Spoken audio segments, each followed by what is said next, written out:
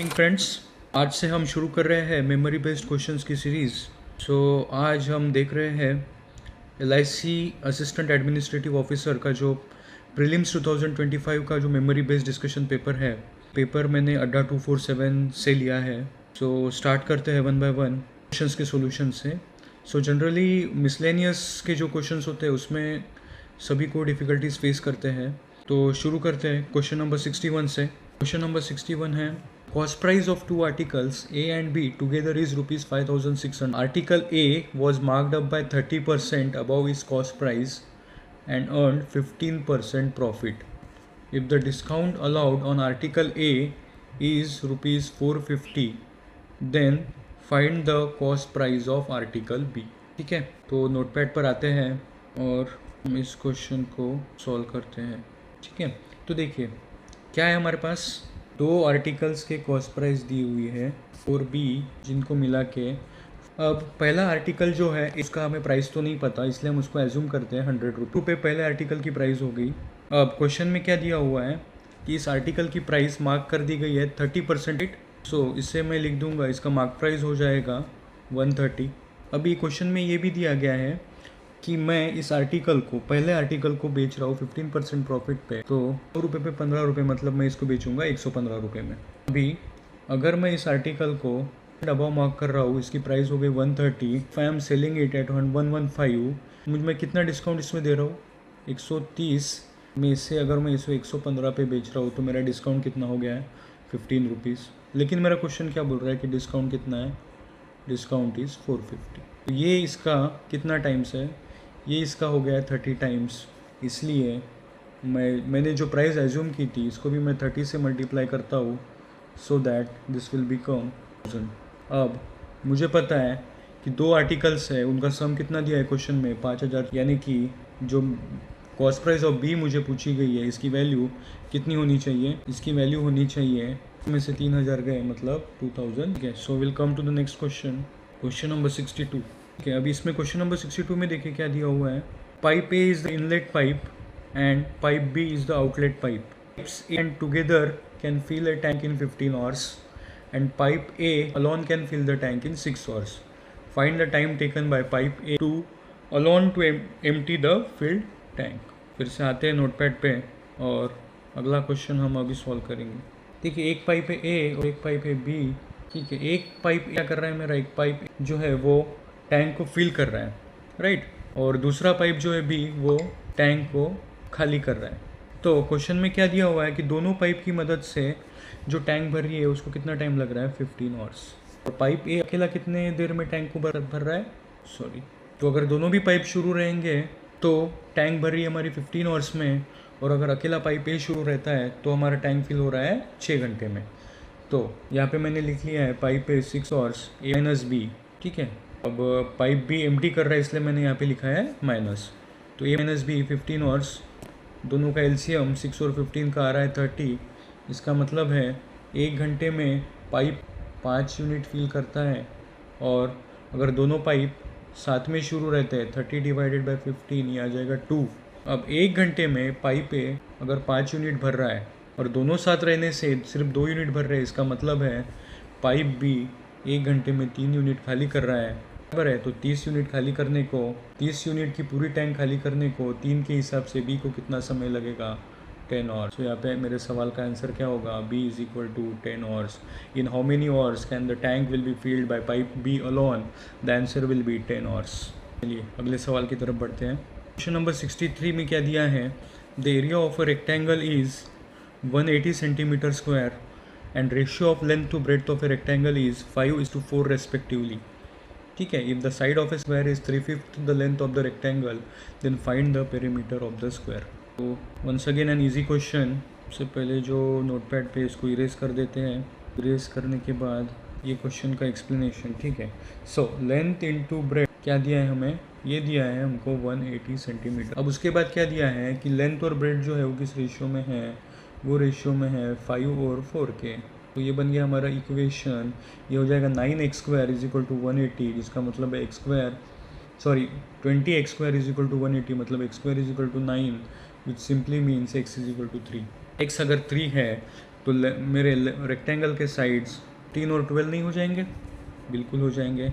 अब अगर स्क्वायर की साइड 3/5 है लेंथ ऑफ द रेक्टेंगल के, मतलब साइड ऑफ स्क्वायर हो जाएगा 9 सेंटीमीटर, और अगर साइड का स्क्वायर का साइड अगर 9 सेंटीमीटर है तो पेरीमीटर क्या हो जाएगा? Perimeter is nothing but 4 times 9 which simply means 36। Third question का मेरा आंसर क्या हो जाएगा? क्वेश्चन नंबर 62 का इट विल बी 36। चलिए next question number 64। The total time taken by boat to cover 60 kilometre downstream and upstream in 12 hours. मतलब किसी boat को 60 किलोमीटर डाउनस्ट्रीम भी जा रही है पहले। डाउनस्ट्रीम का मतलब क्या होता है? In the direction of stream, and upstream का मतलब क्या होता है? Against the direction of stream. ठीक है, तो if speed of boat in still water is 50% more than the speed of the current, then find the time taken by boat to cover 90 kilometre in still water. So this is the question. ठीक है, आइए देखते हैं इस सवाल का जवाब। Will you take the note pad now? पिछले क्वेश्चन का जो भी सॉल्यूशन है उसको सबसे पहले करेंगे इरेज। ठीक है, टेकिंग द पेन नाउ। हाँ, तो सबसे पहले देखो हम क्या कर रहे हैं यहाँ पे। Speed of A boat in still water, speed of A boat in still water is 50% more than the speed of the current. ठीक है, तो अगर मैं speed of boat in still water को ले रहा हूँ 3, तो स्पीड ऑफ करंट होनी चाहिए 2, बराबर है। If speed of current is 2 then speed of boat in still water is 50% more. ठीक है, तो अगर स्ट्रीम की स्पीड 2 है, 2 का 50% 1 होता है, इसलिए मैंने यहाँ पे क्या ले लिया है? 3। अब हम यहाँ से निकालेंगे अपस्ट्रीम की स्पीड और डाउनस्ट्रीम की स्पीड। डाउनस्ट्रीम में क्या होता है? स्पीड ऑफ बोट और स्पीड ऑफ स्ट्रीम ये हो जाएगा ऐड, मतलब डाउनस्ट्रीम की स्पीड आपकी आ जाएगी 5, और अपस्ट्रीम में क्या हो जाएगा? इनका सब्सट्रैक्शन, मतलब ये हो जाएगा 1:5। ये क्या है?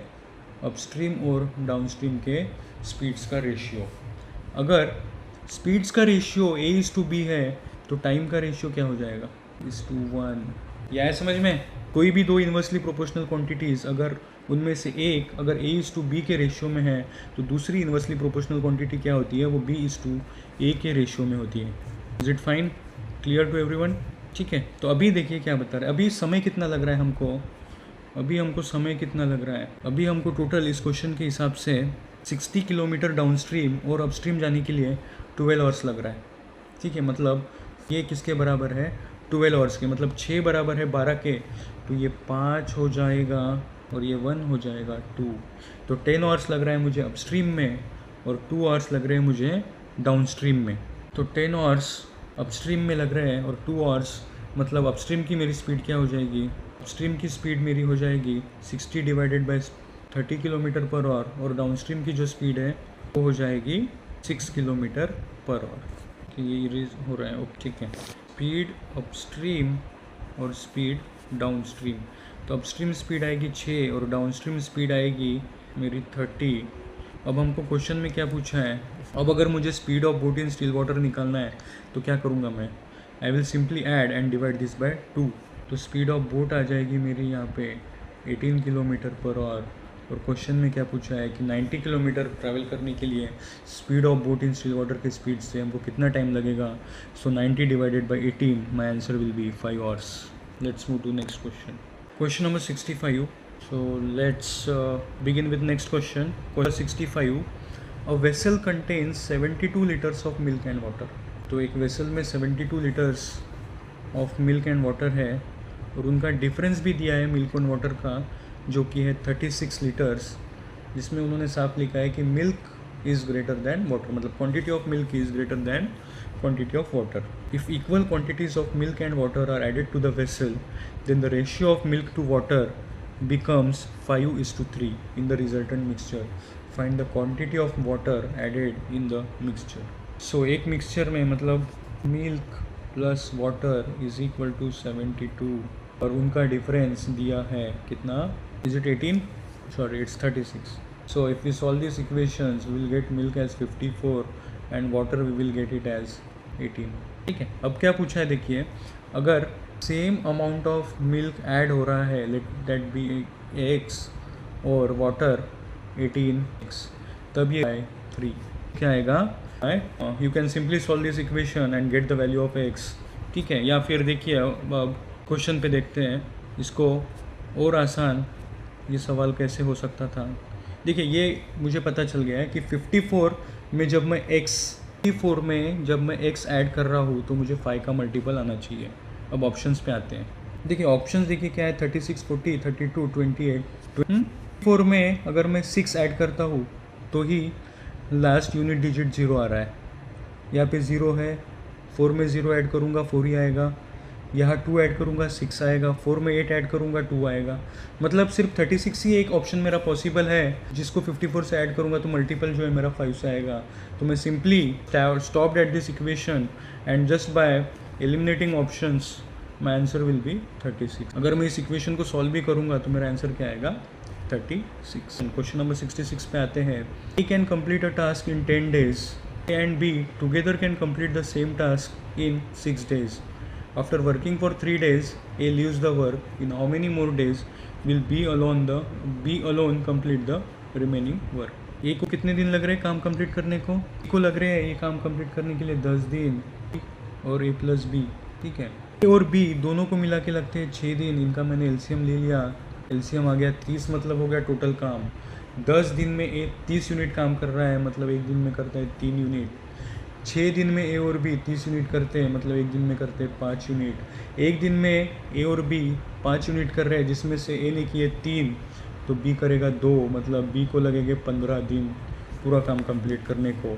लेकिन मेरा सवाल क्या है, मेरा सवाल है यदि 6 दिनों में से 3 दिन ए और बी ने पूरा काम किए तो 6 दिन में अगर पूरा काम होता है तो 3 दिन में काम कितना होगा, आधा, मतलब 50%। अब बचा काम कितना है, अगर पूरा काम करने को बी को 15 दिन लगते हैं तो उसका आधा काम करने को बी को कितना दिन लगना चाहिए, बी को लगने चाहिए 7.5 यानी कि 7 days। That's my answer. The average number of students in classes X Y and Z is 80। The average number of students in classes X and Z is 85। If the number of students in class W 15 less than that of Y, find the average number of students in classes X Z and W. फिर से notepad पे आते हैं।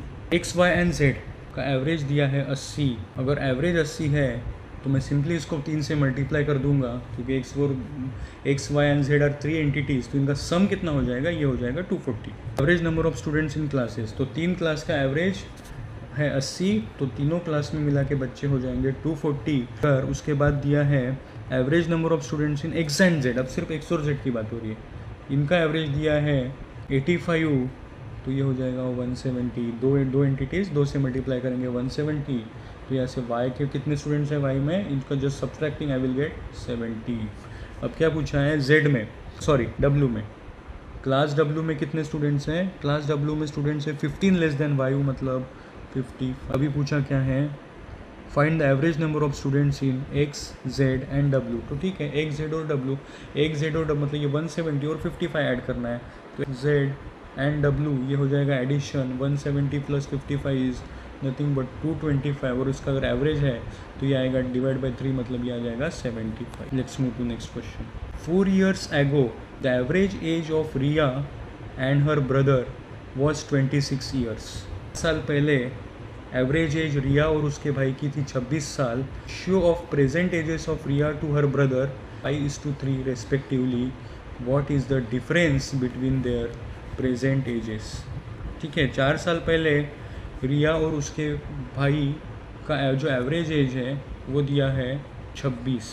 ठीक है, 4 years ago Riya and brother, ठीक है, उनकी एवरेज एज 4 साल पहले अगर 26 है तो अभी कितनी होगी, दोनों की 4 बढ़ेंगी, हम 8 से बढ़ेगी, एवरेज तो 4 से ही बढ़ेगी, तो आज कितनी है 30 एवरेज। अगर एवरेज 30 है तो सम कितना होगा, सम हो जाएगा 60, सिंपल। ठीक है, so with the help of the statement given in the question, Riya और रिया के भाई के एजेस का सम है 60, और यह दिया हुआ है कि इनके जो एजेस का रेशियो अभी है वो है 5:3 में। अब मुझे ये मालूम है कि 60 जो है वो 8 का मल्टीपल नहीं है, तो 5:3 में इसको मैं डिवाइड नहीं कर पाऊँगा। लेकिन क्वेश्चन में भी देखो क्या पूछा है, क्वेश्चन में पूछा है डिफरेंस, तो डिफरेंस आ रहा है 2। तो अगर 8 पार्ट्स 60 के बराबर है, पार्ट कैसे निकाला मैंने, 5 + 3 = 60, then what is the value of 2, तो सिर्फ डिफरेंस पूछा है तो 2 आ जाएगा 15 के बराबर। So that is my answer for this question. Let's move on to next question. Ramesh invests money at 12% annum for 4 years on simple interest, while Sita invests at 10% compound annually for 2 years. If the interest received by both is the same, find the ratio of Ramesh investment to Sita's investment. So Ramesh ने एक invest किया है 12% simple interest पे 4 साल के लिए, और सीता ने इन्वेस्ट किया है 10% ईयर्स के लिए. अगर ये इंटरेस्ट अमाउंट इस इंटरेस्ट अमाउंट के बराबर है, तो जो दो रमेश ने जितनी अमाउंट इन्वेस्ट की है और सीता ने जितनी अमाउंट इन्वेस्ट की है उसका रेशियो क्या है, ये इस क्वेश्चन में पूछा है. तो सबसे पहले इस अमाउंट को लेते हैं ए और इस अमाउंट को लेते हैं बी. ठीक है. अब अगर रमेश ने जो अमाउंट इन्वेस्ट की है वो अगर ए है, तो उसको इंटरेस्ट कितना मिलेगा, उसको 1 साल पे इंटरेस्ट अगर 12% मिलता है तो 4 साल का हो जाएगा 48% का हो जाएगा. 48% of H is equal to, अब सीता ने 10% मिला है, कंपाउंड इंटरेस्ट पे है. ठीक है. तो अगले साल फिर से 10% मिलेगा, लेकिन इस 10% पे भी 1% मिलेगा. ये हो जाएगा 21% ऑफ. ठीक है. तो मुझे क्या निकालना है, ए बाई बी का रेशियो निकालना है. ए बाई बी का रेशियो क्या हो जाएगा 48/20. This is as good as saying, just इसको कैंसिल करो 3 से, which will be equal to 16/7. तो है ऑप्शन में आंसर, बिल्कुल होना ही चाहिए 16:7. ठीक है. So that will be the answer. Next last question बचा है क्वान्टिटेटिव एप्टीट्यूड मिसलेनियस क्वेश्चन से रिलेटेड. इस एग्ज़ाम में LIC AAO Pre-25 में पूछा गया. ये किसी एक पर्टिकुलर स्लॉट का पेपर है, तो उसके बाद जो डेटा इंटरप्रिटेशन के भी क्वेश्चंस होंगे उसके लिए भी हम एक अलग से वीडियो बनाएंगे. इसके साथ साथ जो अलग जो भी एग्ज़ाम्स हुए हैं IBPS से, IBPS PO prelims, SBI PO prelims, IBPS clerk prelims, तो सभी एग्ज़ाम्स के हम वीडियोस आप तक पहुंचाएंगे. सो यदि आपको हमारा वीडियो पसंद आता है तो ज़रूर हमारे वीडियो को लाइक कीजिए और हमारे चैनल को सब्सक्राइब कीजिए. ठीक है. तो एक आखिरी सवाल, अ train crosses a man standing on a platform in 12 seconds.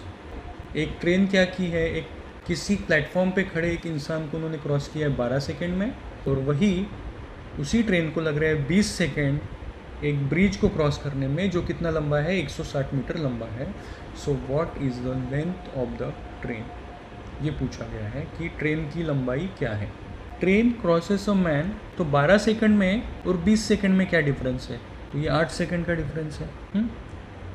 8 second में जो है क्या हो रहा है 8 सेकेंड में ज़्यादा, 12 सेकेंड में ट्रेन प्लेटफॉर्म को क्रॉस कर रही है, बराबर. 12 second is crossing a man on platform. In 20 seconds train is crossing platform plus length of train, मतलब ट्रेन की खुद की भी लंबाई. तो 8 सेकेंड में ट्रेन प्लेटफॉर्म को क्रॉस कर रही है, ये इसका मीनिंग हुआ. तो 8 सेकेंड में प्लेटफॉर्म की लेंथ कितनी है 160. तो इसका मतलब है यहाँ से मैं क्या निकाल सकता हूँ, स्पीड ऑफ ट्रेन. तो स्पीड ऑफ ट्रेन क्या आएगी, स्पीड ऑफ ट्रेन आएगी आपकी मतलब 20 मीटर पर सेकेंड. इस क्लियर. अब क्या पूछा है, what is the length of the train. तो what is the length of the train, अब देखो 12 सेकेंड में और स्पीड क्या है 20 मीटर पर सेकेंड, तो कितना डिस्टेंस कवर कर रही है 12 सेकेंड में, ये कर रही है 240 मीटर. तो ट्रेन की लेंथ क्या हो जाएगी 240. तो ये हमारे सवाल का जवाब होगा. तो इस तरह से हमने LIC AAO के मेमोरी बेस्ड जो मिसलेनियस क्वेश्चंस थे उसको आज हमने आपके सामने डिस्कस किया है. तो अगर हमारा वीडियो आपको पसंद आता है तो कीजिए हमारे वीडियो को लाइक, कीजिए हमारे चैनल को सब्सक्राइब. आपको अगर हमारे वीडियोस पसंद आते हैं तो इसी तरह से हम सभी पेपर्स के मेमोरी बेस्ड के क्वेश्चंस आपके सामने डिस्कस